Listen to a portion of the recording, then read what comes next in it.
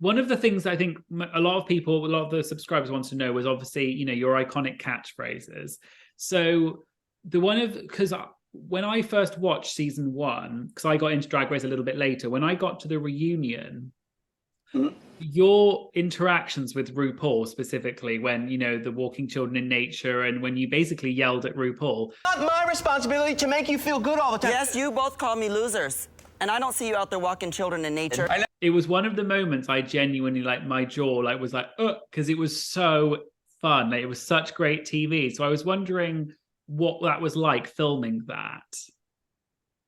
It was just a tense moment, and I get upset. I get upset for the other ones. I get upset for myself. I'll stand up for people in a group, and usually if someone's getting kind of bullied or whatever, it starts to irritate me. I get irritated for them. I don't know. I just get angry and get irritated for them and get like a bulldog and ready to attack. And then it was. How can you talk to us like this? You have Santino up here saying these rude things to us. Who the hell is he anyways? In fact, we got him fired is what happened.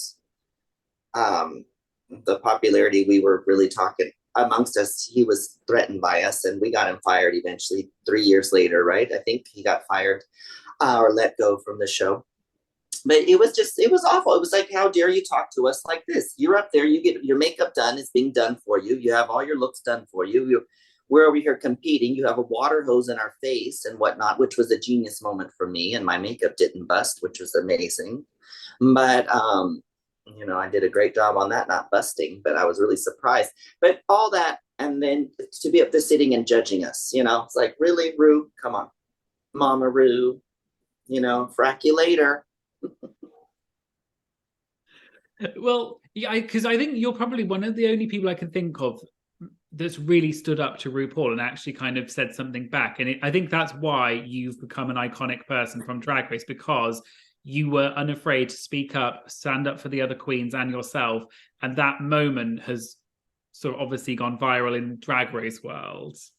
And then also to, I think didn't Pearl stand up eventually? So there's something on my face?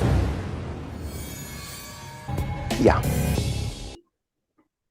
Yeah, I think on the show, she kind of said there was that whole thing about, do I have something on my face? But not in, I think it wasn't quite in the same way. Because when you said to Ru, like, watch your mouth. You forgot, Tammie. You forgot you're fabulous. Don't blame me for that. That's your responsibility. Use your mouth. Right. That was one of the first times, maybe the only time I've really seen RuPaul properly like face crack. And it was very interesting. And then I also got some old message me, oh, how dare you talk to RuPaul like that? Shame on you. Oh, well, go yourself. Or you're going to sit here and let somebody, I don't care who RuPaul is and what RuPaul's done. Not going to talk to me like that, It was great. No, it was a great moment. And I thought it was really, I think it probably was, that's helped to your career, at least on Drag Race, to people to remember you because you are the person that stood up to RuPaul. With obviously one of the iconic lines was walking children in nature. So I was just wondering if you could sort of explain what exactly that meant. Well, I look around this crazy world and this is what I see. All the plants and animals, they're screaming up at me. They say, Tammie, won't you spread the word and say this in our name? If the whole world ends tomorrow, we'll say human was to blame. You got to get up and fight. That's right, because it may not be later. If we don't do something right now, we won't be walking children in nature. That's right. And there's a video for that out there on the video for Walking Children in Nature, and it's off the album Hot Skunks. But I volunteered. I volunteer a lot, and I've always, as a docent in different areas in LA and walking children, not grooming kids, but helping kids learn about nature. They come from the concrete jungle. I take them out to a walk and show them the indigenous culture that we have in Los Angeles, real American history, and show them birds and different plants, flora and fauna. And we take a hike. And then also there was another line that was cut out too, was taking care of old ladies, because I love older people, and I'm always with older people. I like their knowledge. I like to hear their ease with life and the way they look at life. And I personally can't wait till I'm older. I'm living to be 60, to be honest with you. At least 96. That's my goal. And I just can't wait because then I'll die and it'll be all over. And hopefully I'll go to a black hole in the sky because I'm done with this planet. That's a very interesting way of looking at it. Well, I mean, this place is an awful place. I mean, I love the planet, but we as humans ruin it. And if it's going to be constantly this cycle of ups and downs and unfair to everyone, I'm just done with it. And the cruelty to animals and cruelty to, and the emotions we have to constantly be going through to work through. Oh, well, I'm done. Bah humbug, as they say. Yeah. Well, that's fair enough.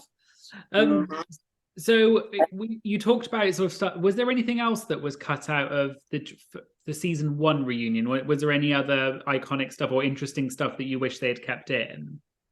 No, that was it. I just didn't understand that, but I have a lot of older friends. They sometimes harp on this now. Oh, you talk about the elder. Well, who the f cares you're old? It's not a big f***ing deal. I'm still hanging out with you. Still push your wheelchair or drag you along. Just don't cling on to me, honey.